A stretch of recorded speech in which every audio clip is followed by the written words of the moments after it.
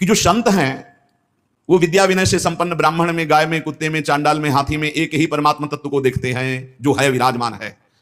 पर कुछ लोगों का कहना है कि बर्ताव समान होना चाहिए। बर्ताव समान हो ही नहीं सकता। बर्ताव में विषमता होगी, दृष्टि में समानता होगी। वो अज्ञानी है जो बर्ताव में समानता की बात करे। कल चर्चा हुई थी कि बर्ताव में समानता हो ही नहीं सकती। कुछ लोग इसका उल्टा भाव लेते हैं कि वही समदर्शी, वही ज्ञानी है, वही महात्मा जिसका व्यवहार समान हो। व्यवहार समान नहीं हो सकता। व्यवहार में भेद होगा, विषमता होगी, संभव ही नहीं है। जैसे कल चर्चा हुई थी कि हमें हाथी का पेट भरना है और कुत्ते का पेट भरना है, तो जिससे हाथी का पेट भरेगा उसे कुत्ता खाएगा ही नहीं। बड़े बड़े पत्ते, घास, डाल, उससे उसका पेट भरता है। और कुत्ते को रोटी दे दो, उससे पेट भर जाएगा। दृष्टि में दोनों समान है, लेकिन आहार का भेद है और व्यवहार का भेद है। हाथी की बड़े बड़े राजा लोग बड़े बड़े सवारी करते हैं लोग, पर कुत्ते की सवारी तो केवल भैरव बाबा ही करते हैं, दूसरे के सामर्थ्य नहीं। भैरव जी का वाहन। गाय का एक ही लाइन में रखा गया है। विद्या विनय संपन्न ब्राह्मणे गवि हस्तनी। गाय, इनमें भगवत दर्शन कर रहे हैं। सुनी चेल स्वपाके चा पंडिता समदर्शिना। चांडाल में, कुत्ते में, हाथी में, सब में भगवान का भाव करना, लेकिन व्यवहार नहीं हो सकता। व्यवहार में विषमता रहेगी। व्यवहार में जो क्षमता करता है या तो पागल है और या उसको ज्ञान नहीं है। व्यवहार में विषमता बनी रहेगी। जैसे हम एक ही खाद्य से सबको पुष्ट नहीं कर सकते, सबका अलग अलग खाद्य है, विलक्षण है। व्यवहार में विलक्षणता रहेगी, व्यवहार में विषमता रहेगी। जैसे हमारे अपने संपूर्ण देह है, पर अलग अलग विषमता है। आंख देखने का काम करती है, कान सुनने का काम करती है, जबान बोलने का काम करती है, रसेंद्रिय स्वाद का काम करती है। व्यवहार में भिन्नता है। ऐसा नहीं कि व्यवहार में समानता। अपने ही शरीर में हम नहीं कर सकते। नीचे के अंगों को छूने के बाद हाथ धोते हैं, ऊपर के अंग छूने पर कोई बात नहीं होती। तो विषमता क्यों? कि शरीर तो तुम्हारा ही है ना, फिर व्यवहार में विषमता क्यों? बोले नहीं, जो व्यवहार में विषमता है वो होनी ही चाहिए। अगर नहीं होगी तो या तो वो मूर्ख है या उसके ज्ञान नहीं है, उसे शास्त्रीय ज्ञान नहीं है। तो यहां कह रहे हैं जो संत ऐसे होते हैं उनके व्यवहार की विषमता को देखकर कहीं ये ना समझ लिया जाए कि इनको ज्ञान नहीं, क्योंकि ज्ञानी वही है जो सम है। व्यवहारिक विषमता को देख करके संत पर दोष दर्शन न किया जाए। कल चर्चा हुई थी जैसे माता, बहन, पुत्री, पत्नी, चारों स्त्री शरीर हैं, पर व्यवहार में विषमता रहेगी। पत्नी के साथ व्यवहार और होगा, और माता, बहन, बेटी के साथ परम पूज्य धर्म में व्यवहार और होगा, पत्नी का धर्म में व्यवहार और होगा। वो ज्ञानी है, वो चारों में ब्रह्म एक ही दिख रहा है, लेकिन व्यवहार जो पत्नी के साथ है वो अगर तीनों के साथ दृष्टि मात्र कर ले तो वो अपराधी माना जाएगा और दुर्गति को प्राप्त हो जाएगा। जो माता, बहन और बेटी पर जो पत्नी के साथ व्यवहार है वो व्यवहार की सोच ले तो वो नष्ट हो जाएगा। व्यवहार में विषमता है और दृष्टि में समता है।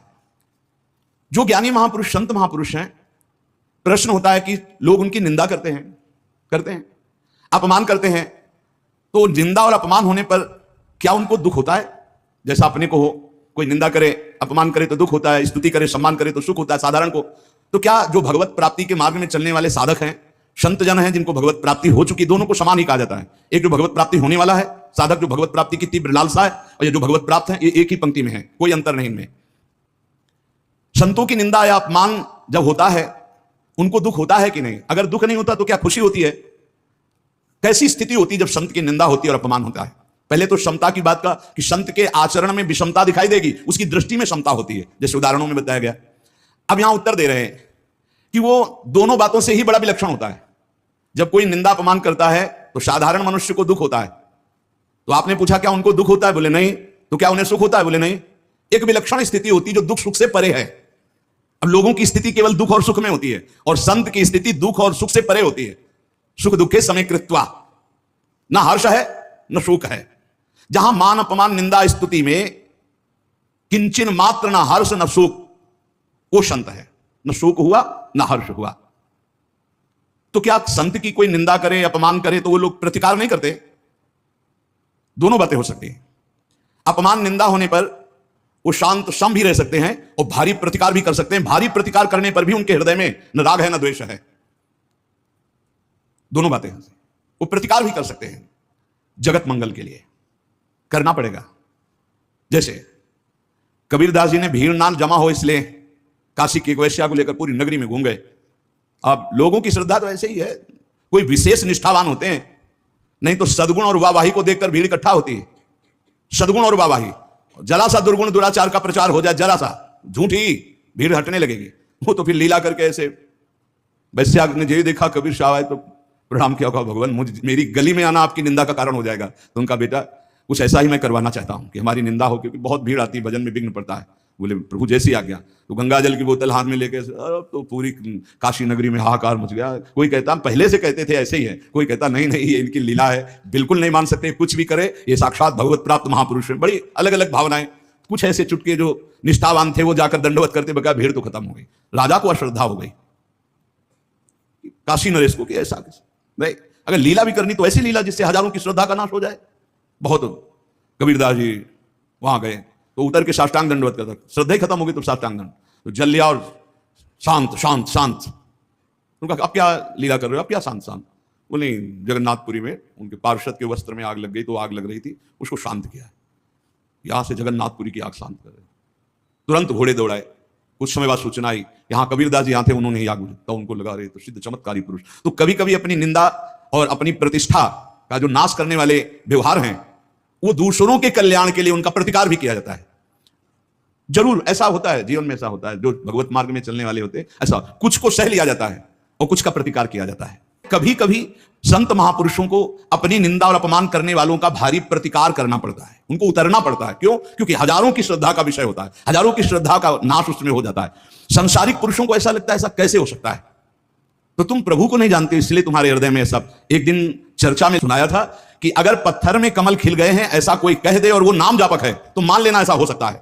पत्थर में कमल खिल गए क्योंकि भगवान का भक्त है, वो नाम जापक। कर तुम अकर तुम अन्यथा कर तुम सर्व समर्था सा ईश्वरा। उन्हीं भगवान के प्रताप से सब हो रहा है, उन्हीं के भगवान के, तभी उसी प्रताप को तो तुम देखो, उसी प्रताप को देखो। तो क्या वो मान प्रतिष्ठा की प्राप्ति स्वीकार करते हैं संत जन, या मान प्रतिष्ठा को विरोध कर देते हैं? तो कहते देश काल और परिस्थिति को देखकर दोनों कर सकते हैं। वो मान प्रतिष्ठा का धज्जियां भी उड़ा सकते हैं और बड़े आदर से मान प्रतिष्ठा स्वीकार भी कर सकते हैं। कैसा भावुक भक्त है, अगर वो बहुत सच्चाई से भावुक भक्त साष्टांग बहुत प्यार से अगर देख रहे हैं कि नौटंकी नाटक, तो विरोध भी कर सकते हैं। दोनों बातें उनके अंतर्गत है। तो महापुरुष की भी पहचान कैसे व्यवहार में हो कि ये भगवत प्राप्त महापुरुष है? पहली बात तो महापुरुष ही महापुरुष को पहचान सकता है, दूसरा पहचान ही नहीं सकता। दूसरी बात, व्यवहारिक क्रिया से महापुरुषों को तो पहचाना ही नहीं जा सकता है। इतना जान लीजिए, चाहे वो सिद्ध होने के योग्य साधक हो या सिद्ध महापुरुष हो, वो दोनों, उनका जो व्यवहार होगा वो शास्त्र सम्मत और सत होगा, किसी का अमंगल नहीं हो सकता। शास्त्र सम्मत सत और किसी का मंगल नहीं हो सकता। नहीं, संतों का जो व्यवहार है वो तो विलक्षण होता है। ऐसी अवस्था में साधारण मनुष्य कैसे पहचान पावे कि ये असली संत हैं, ये भगवान के प्रिय संत है? बताया तो बिना भगवान को प्राप्त किए भगवान के संतों को नहीं जान सकते हो। ऐसा कैसे हो सकता? कोई बाहरी क्रिया नहीं, बाहरी क्रिया तो नाटक के पात्र भी कर लेते हैं, बाहरी क्रिया तो नाटक के पात्र भी कर लेते हैं। इस प्रकार अगर हम बाहरी क्रियाओं से केवल साधु समझे कि जटा जूट और ऐसा ऐसा बाहरी, तो ये तो अभिनय में भी बहुत जोर का रोना। साधु की आंतरिक पहचान वो पहचानवाना चाहे तो हो सकता है।